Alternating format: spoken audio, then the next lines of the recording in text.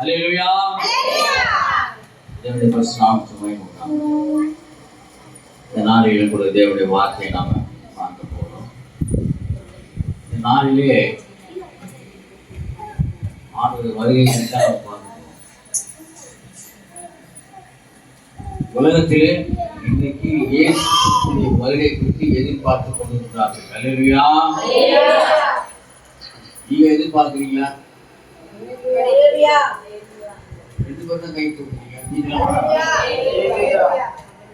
இயேசு கிறிஸ்துவை எதிர்பார்க்கிறீங்களா? அப்படி சொல்லுங்க. ஆமென். கர்த்தராகிய இயேசுவே வாரும். ஹல்லேலூயா.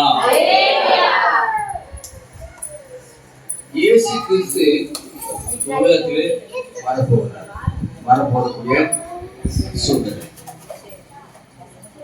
ஏற்கனவே அவர் சொல்லிட்டார். நான் போய் உங்களுக்கு ஒரு ஸ்தலத்தை ஆயத்தம் பண்ணின பின்பு நான் வந்து உங்களை மறுபடியும் உங்களிடத்துல சேர்த்துக் கொள்வேன் சொன்னேன். அவருடைய வாக்கு தத்துவம் உண்மை உள்ளது. அதே பிரகாரமாக அவர் மறுபடியும் நம்மளை வந்து முதல்ல கூட்டிட்டு போக போறார். விசுவாசம் சரி. ஹலோ, பேசக்கூடாது சரி சத்தம் அப்படின்னா பிரச்சனை கவனிக்க அமைதியா இருங்க. வாரம் ஏதாவது சொல்றேன், கேட்க மாட்டேன். எல்லாரும் சரி. இயேசு கிறிஸ்து வருவாரா வரமாட்டாரா? உஷாராக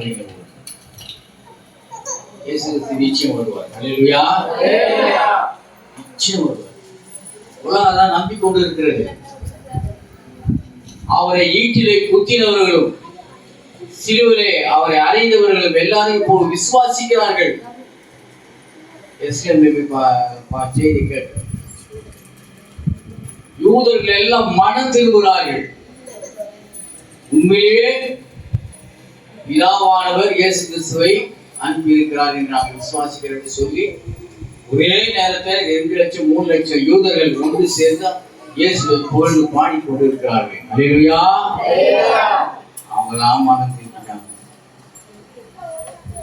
அவரை அடித்து அவரை கேவலப்படுத்தினவங்களாம் மனம் திரும்பினாங்க. அவர் சொன்னாரு, இயேசு சொன்னாரு,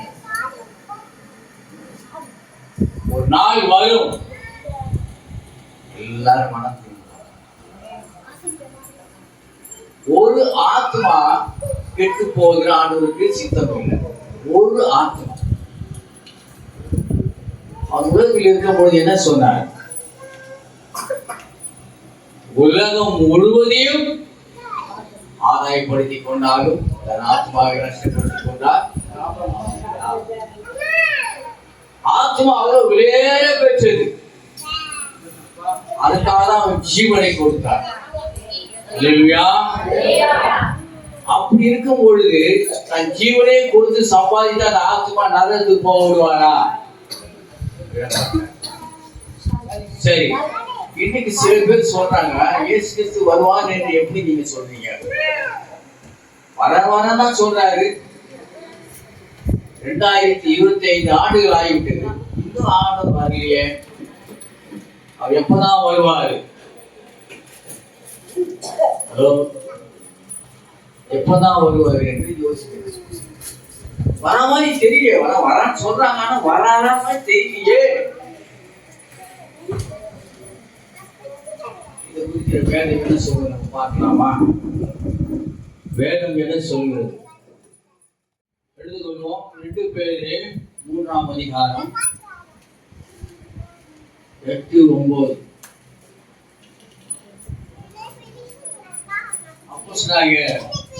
பேதுரு அழகாக எழுதியிருக்கிறார் ஆண்டவருடைய வருகை குறித்து.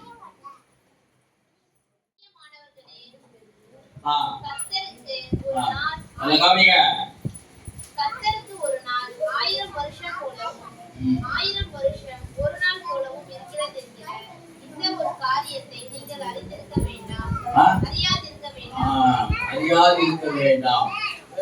ஆண்டவருக்கு ஒரு நாள் 1000 வருஷம் போலும்.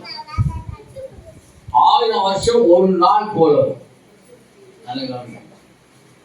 அவருக்கு அந்த மாதிரி இருக்குது. ஏன்னா அப்படிப்பட்ட ஒரு ஞானம் உள்ளவர். இப்போ சகல ஆத்துமாக்கள் ஜெபத்தையும் அவர் கேட்கிறார். கோடிக்கணக்கான ஆத்துமாக்கள் தேவனிடத்திலே தினந்தோறும் விண்ணப்பம் செய்கிறார்கள்.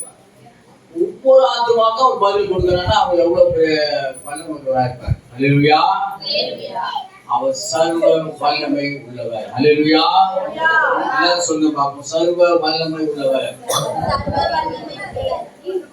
அப்படியாப்பட்டதான் ஒவ்வொரு ஆத்மாவும் நீ ஜெபம் பண்ற எல்லாரும் ஜெபத்தையும் ஒரே நேரத்தில் கேட்டு பதிலளிங்க. ஒவ்வொரு எப்படி கண்ணீர் விடுறாங்க, எப்படி வேதனை பண்றாங்க, எவ்வளவு அவசரப்படுறாங்க எல்லாம் அவங்களுக்கு தெரியும். உலகத்தில ஒரு சிறு முதல் கொண்டு எல்லாரையும் அவர் அறிவார். அல்லேலூயா. அப்படிப்பட்டவர் அவர். ஆகையால்தான் அங்க சொல்லப்படுகிறது, ஒரு நாள் 1000 வருஷம் போலும், 1000 வருஷம் ஒரு நாளை போல இருக்கிறது. இந்த காரியத்தை நீங்கள் அறியாதிருக்க வேண்டாம். இப்ப படி மாதம் இல்ல 9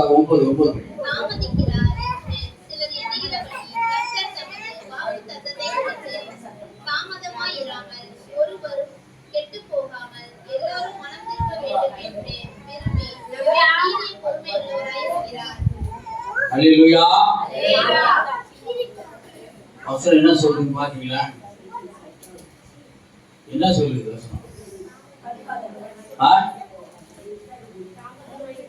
கவனிக்கிற போங்க. வசனம் என்ன சொல்கிறது?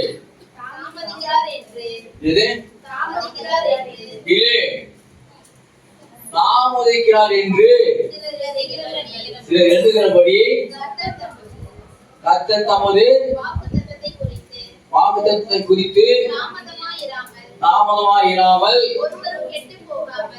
ஒருவரும் கெட்டு போகாமல் தான் பாயிண்ட். ஒருவரும் கெட்டு போகாமல் இருப்பதற்காக தான் அவர் லேட் பண்றாரு. கடைசியில ஒரு ஆத்மா எங்க ஒரு உலகத்தின் மூலையில இருக்குது.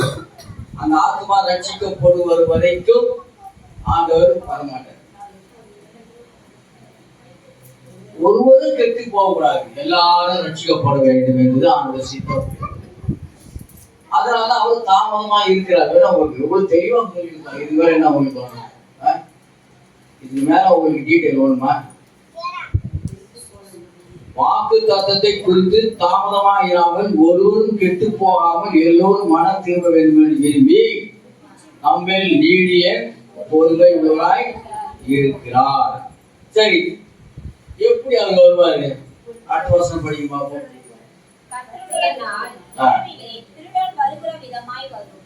அப்பொழுது வானங்கள் மடமடவென்று அகன்று போகும், பூதங்கள் வெந்து உருகி போகும், பூமியும் அதில் உள்ள கிரியைகளும் எரிந்து அழிந்து போகும். ஹல்லேலூயா. அவருடைய நாள் எப்படி இருக்குமா? வரக்கூடிய நாள் வந்து ஒரு திருடன் எப்படி வருவான்? நைஸா வருவான். யாருக்கும் தெரியாம போகலாம். அறியாத நேரத்தில் தூங்கும் போது கர்த்தருடைய வருகையும் அப்படித்தான் இருக்கும். உலகத்தில் சகல ஜனங்களும் அவரை நோக்கி பார்ப்பார்கள். இப்ப நிறைய சீன் வந்து வானத்துல நிறைய அதிசயங்கள்லாம் ஏற்படும். எல்லாரும் பயந்து கொண்டுதான் இருக்கிறாங்க. அவருடைய வருகை குறித்து சில பேர் ரொம்ப ஆயத்தமா இருக்கிறாங்க. நம்ம ஆயத்தப்பட வேண்டும். அல்லேலூயா. ஜாக்கிரதையா இருக்க வேண்டும். நேற்று நான் ஒரு வாட்சி கடைக்கு போயிருந்தேன். சின்ன மகள் பக்கமா ஏற்கனவே நம்ம சபைக்கு வந்தவர். அவரை பார்த்தேன், அவர் என்னை கூப்பிட்டேன், நான் பார்த்தேன், பேசினேன். ரொம்ப அனாவசியமா பேசியிருந்தாரு. ஒரு சீச்சி ரொம்ப இதாக மாறி கிட்ட போன மாதிரி பேசியிருந்தார். சபையில இருந்து வந்தாங்க. இனிமேல் காலம் செல்லாது பிரதர், கர்த்தருடைய வருகை சமீபமா இருக்கு, உங்களுக்கு தெரியுமா தெரியாதாங்க? வரும்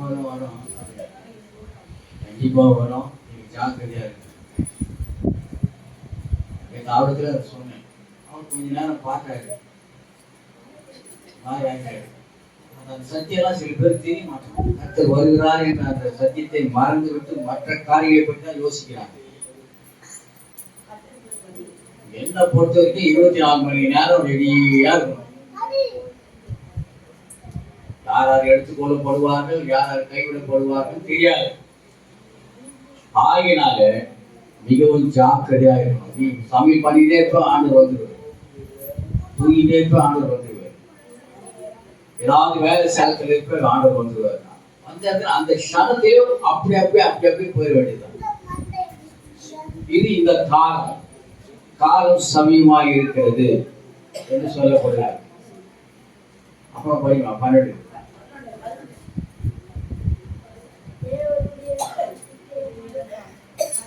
இப்படி நல்ல கவனிங்கம்மா. நீங்கள் எப்படிப்பட்ட பரிசுத்த நடக்கையும் தேவ பக்தி உடனாய் இருக்க வேண்டும். புரியுதா? உங்களுக்கு புரியுதா இல்லையா? இப்படிப்பட்ட இவர்கள் எல்லாம் அழிந்து போவதா இருக்கிறபடியால் நீங்கள் எப்படிப்பட்ட பரிசுத்த நடக்கையும் தேவ பக்தியும். பரிசுத்த நடக்க மிக அவசியம். பரிசுத்தமான நடக்கணும். இன்னும் அசுத்தமாவே இருக்கக்கூடாது. இன்னும் சேர்த்திலே புரண்டு கொண்டு இருக்கக்கூடாது. பரிசுத்தமா இருக்க வேண்டும். எல்லாரும் சொல்லுங்க, நான் பரிசுத்தமா இருப்பேன். பரிசுத்தமா இருப்பேன்.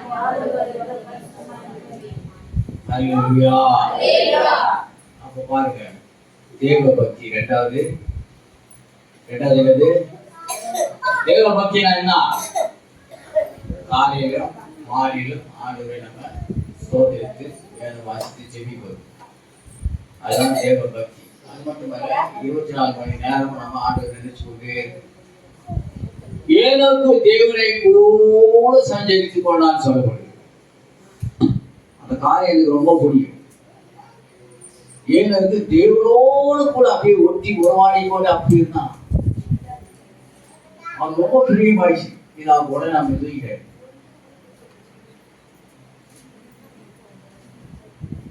அந்த மாதிரி நடக்க வேண்டும். அதெல்லாம் நம்மளுக்கு அந்த காலத்துல நம்ம இன்னும் நம்ம சொத்து வாங்கணும், சுகம் வாங்கணும், இப்படி வாழணும், அப்படி வாழணும், இப்படி பிளான் எல்லாம் போடக்கூடாது. உனக்கு ஆண்டவர் அனுதினம் உனக்கு சம்பாதிக்கிற திறனையும் வேலையும் உனக்கு கொடுப்பார். டெய்லி உனக்கு வேண்டிய சாப்பாட்டுக்கு எல்லாத்தையும் அவர் அரேஞ்ச் பண்ணுவார், எல்லாம் செய்வார். அதெல்லாம் ஆட்டோமேட்டிக்காக நடக்கும். முதலாவது தேவனுடைய ராஜ்யத்தை அவர் நீதியை தேடி அப்படி எல்லாம் உங்களுக்கு சொல்லிட்டாங்கல்ல. அப்போ என்ன, அதிகமா வாங்கணும், அப்படி செய்யணும், இப்படி போகணும், அந்த பிளானே வச்சுக்கூடாது. பிளான் பண்ற காரணம் இல்லை.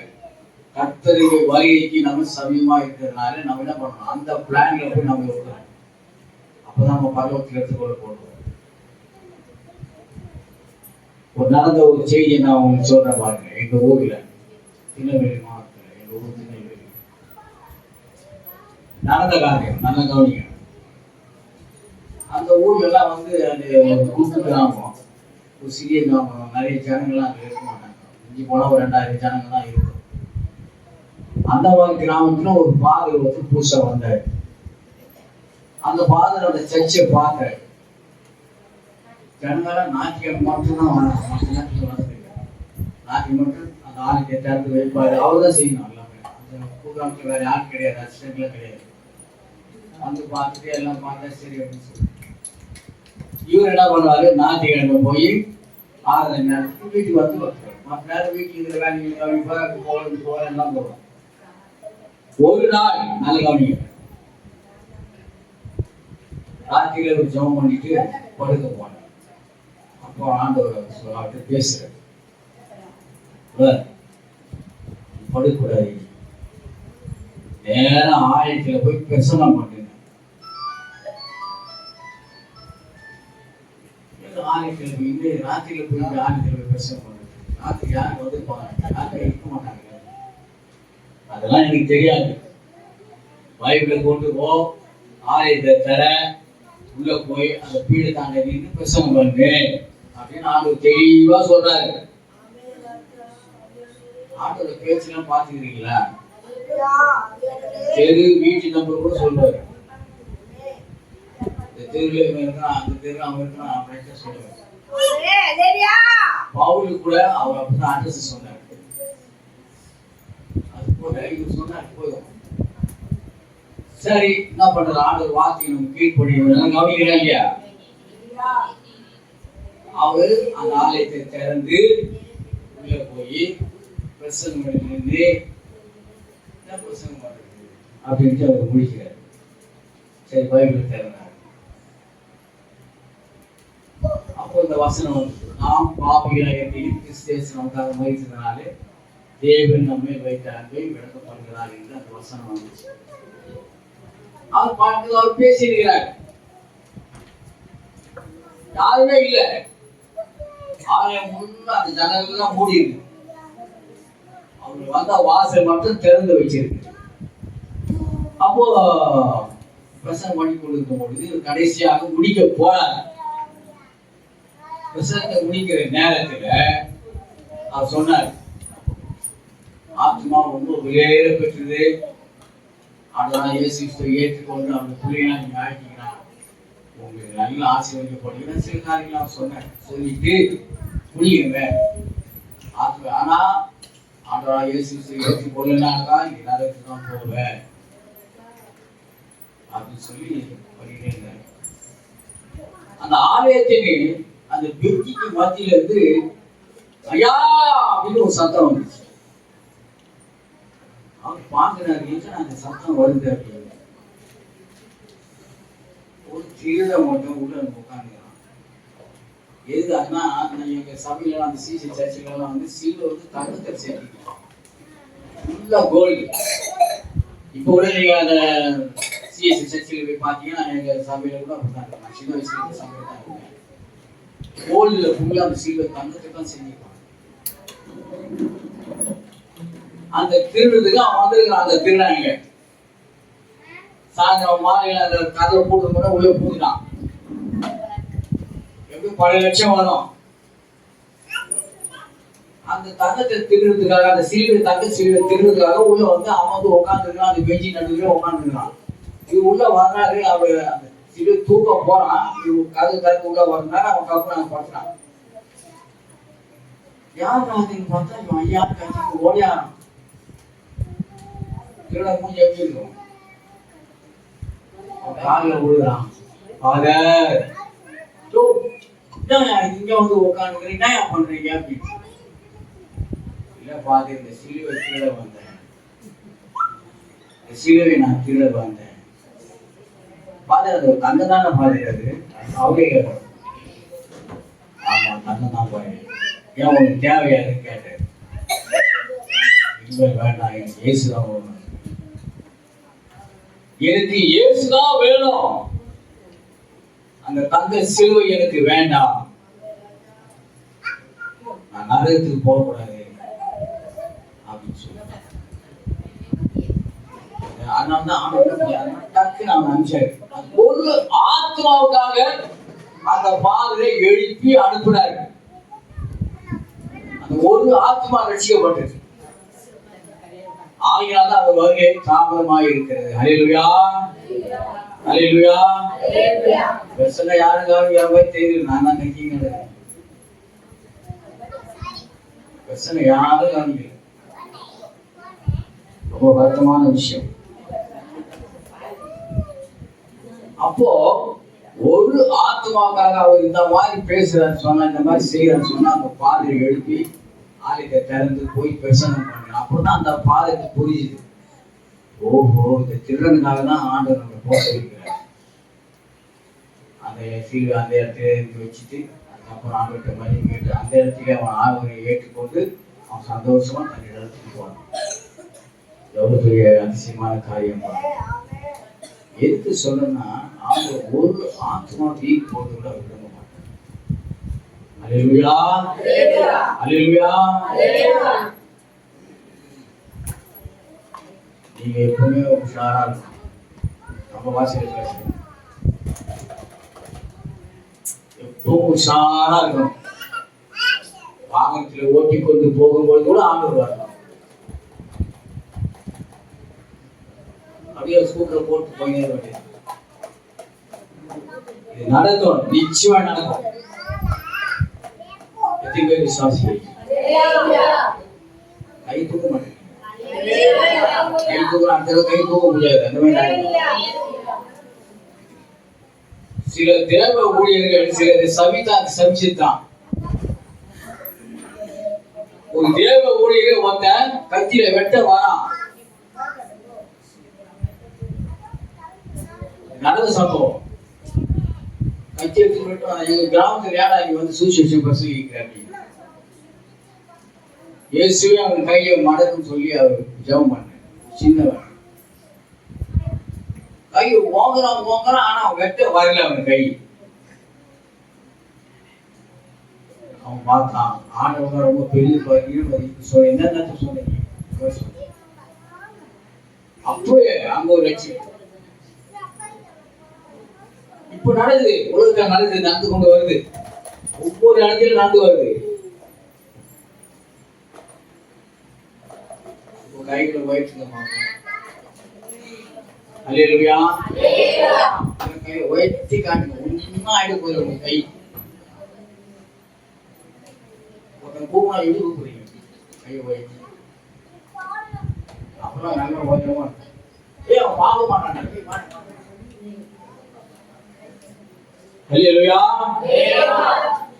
கரைகளை உயர்த்தணுமா? கரை அப்புறம் அப்படி செய்யற கரை உழுந்து போயிடும். கத்தருக்கு நீ கருத்தை தூக்கு. எனக்காக நீ தூக்க. நான் சொல்ற வார்த்தைக்காக தூக்க வேண்டாம். கத்தருக்கு செய். எல்லாம் ஆயத்தமா இருக்கிறீங்களா? எல்லாம் ஆயத்தமா இருக்கிறீங்களா? ரெண்டு கரைகளை உயர்த்தி சொல்லுங்க. நிச்சயமா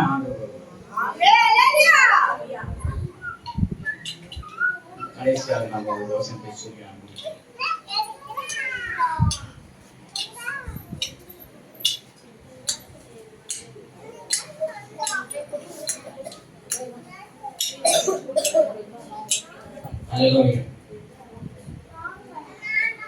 இதோ நான் சீக்கிரமாய் வருகிறேன். வெளிப்படுத்தும் சுவிசேஷம் 22ஆம் அதிகாரம் 1ஆம் வசனம். அவன் அவனுடைய கிரியைப்படி அவன் அவனுக்கு நான் அளிக்கும் பலன் என்னோடு கூட வருகிறது. இன்னும் நீ தாமதமா இருந்துக்கிட்டு இன்னும் வேலையை பார்த்துக்கிட்டு இன்னும் காரியத்தை பண்ணிக்கிட்டுன்னா அதுக்கு ஏற்ற பலன் உனக்கு பின்னால வருது. கர்த்தரை கண்டடையத்தக்க நம்பிக்கையில் நம்ம தேடணும். வெளிப்படுத்தல் 22:12. சீக்கிரமாய் வருகிறேன். அவனவனுடைய கிரியைகளின்படி அவனவனுக்கு நான் அளிக்கும் பலன் என்னோடு கூட வருகிறது. அல்லேலூயா. அல்லேலூயா. இதோட பிரசங்கம் முடிஞ்சிச்சு. சந்தோஷம் தானே? சந்தோஷம். சரி, எல்லாரும் பைபிள் கீழே வச்சிருங்க. ஒரு காரியத்தை நம்ம செய்ய போறோம். நான் ஒரு வார்த்தை சொல்லுவேன், 3 தடவை சொல்லுவேன். நீங்களும் அதுக்கு ஏற்றபடி நான் சொன்ன வார்த்தை அது பதில் நீங்க சொல்ல வேண்டியது ஆமென் கர்த்தராகிய இயேசுவே வாரும். என்ன சொல்றீங்க? ஆமென் கர்த்தராகிய இயேசுவே வாரும் அப்படின்னு சொல்லிட்டு முடிச்சு. சரியா? 2 கரங்களை உயர்த்தணும். ஆண்டவரை நீங்க வரவேற்கணும். வரவேற்கணும் ஆண்டவர். சரியா? முழுதாலும் சொல்லுவேன். இதோட பிரசங்கம் முடிஞ்சிச்சு. மாரநாதா. மாரநாதா சொல்லி கர்த்தராகிய இயேசுவே வாரும் சொல்லுங்க. 2 காரங்க ஏதோ கருத்தை காணோம். எங்க போய் தூங்கி சொல்லிட்டு அவங்க கூட கேட்க எல்லாம் எல்கேஜி குழந்தைங்க தான். மாரநாதா எல்லாம் கை சின்ன பசங்க. மாரநாதா மாரநாதா. அல்லேலூயா. உண்மையிலே எனக்கு ஒரு சந்தோஷம் என்ன தெரியுமா? இதே கும்பல் அப்படியே பரலோகத்துக்கு போயிடும். மொத்த பேரும் அங்க போயிடும். பரலோகத்துல நம்ம எப்படி தெரியுமா உங்களுக்கு? யாருக்கு தெரியாதா? நம்ம போனதானே தெரியும். ஹலோ, பரலோகத்துல நம்ம எப்படி இருப்போம்? ஆண்டு சொன்னாரு, நம்ம எல்லாம் தேவ தூதர்கள் போல தான் இருப்போம். ஐசிவன் என்ன பண்ணான்? ஆபிரகாமை பார்த்தான். அங்க ஆபிரகாம் இருக்கிறான், அவன் மடியில யார் இருக்குது? பரலோகத்துக்கு போனவங்க பார்க்கலாம், நம்ம சொந்தக்காரங்க தான் பார்க்கலாம். அது மூலமா எனக்கு ஒரு தெளிவு வந்து,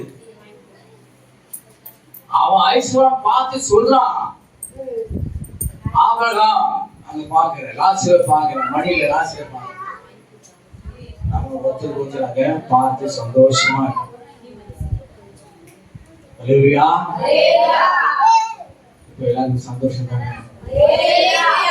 எல்லாரும் என்ன பண்ணுவீங்க? ரெடியா இருப்பீங்க, சந்தோஷமா இருப்பீங்க. இதே மாதிரி ஆவிக்குரிய விஷயத்துல, ஆனால் உங்களுக்கு தொடர்ந்து ஆண்டவர் உங்களை போஷிப்பார், பாதுகாப்பார், உங்களை வழி நடத்துவார். ஹல்லேலூயா. அது ஆட்டோமேட்டிக்கா நடக்கும். சும்மா எனக்கு சாப்பாடு கொடு, சாப்பாடு கொடு, சாப்பாடு கேட்காதீங்க. சோகத்தை கொடு, சோகத்தை கொடு, சும்மா கேட்டுக்காதீங்க. அதெல்லாம் அவர் கொடுப்பார். நீ ஆயத்தமா இருக்க வேண்டும். ஒரு ஆமென் சொல்லலாமா?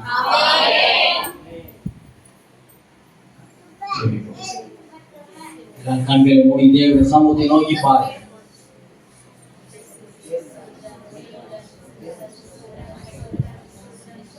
அவருடைய வருகை வருகிறது, சத்தமாயிருக்கிறது. மிகவும் ஜாக்கிரதையாக இரு. உலகத்திலே காரியங்கள் அதிகமாக ஈடுபட வேண்டாம், எல்லாம் ஒழிந்து போகும். கர்த்தரை நிலைத்து நிற்பார்.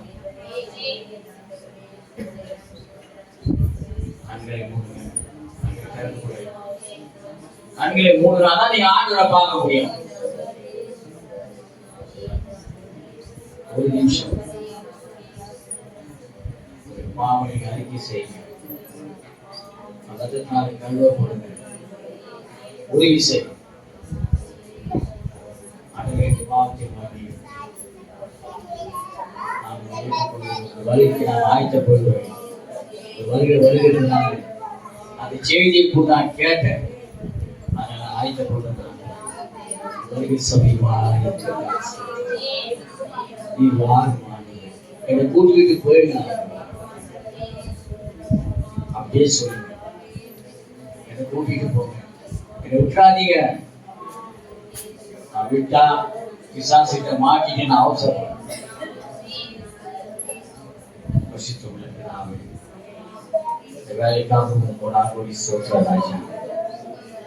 இப்பொழுதும் இந்த சபைக்குள்ளாக புலவர் அநேக விதமான பொருள்களை நீ கேட்டுக்கொண்டுதான் இருக்கிறேன். எத்தனை பேர் நோக்கி ஆண்டுகளே என்னை ஏற்றுக்கொள்கிறேன், இதை நாம் ஏற்றுக்கொள்கிறேன் சொல்கிறார்கள். அவர்களுக்கு நான் அவரை ஏற்றுக்கொண்டு அவர் நீ பாருங்கள் வழி நடத்துகிறார். அவருடைய வழிகள் பச்சை பசேன்னு ஒருவே மலை கண்கள் போல் இருக்கிறார்.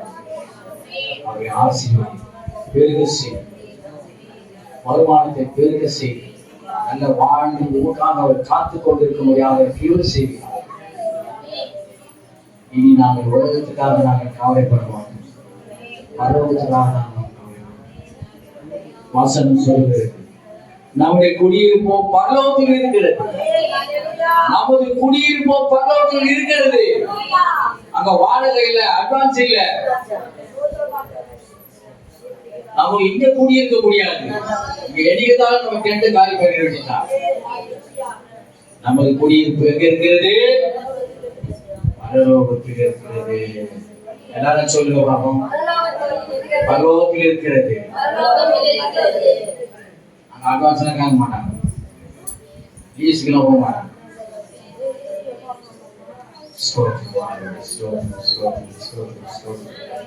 வாக்கியை அனுப்பியிருக்காங்க. தொடர்களை காத்துக்கொள்ள வழி நடத்தும். இயேசுவின் ஜெபங்களும் பரிசுத்த உலகிதான். ஆமென், ஆமென், ஆமென். என் ஆத்துமாவே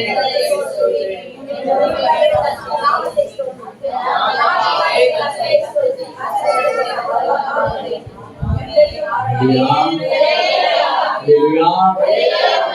அல்லேலூயா. யாவருக்கும் சொல்றேன்.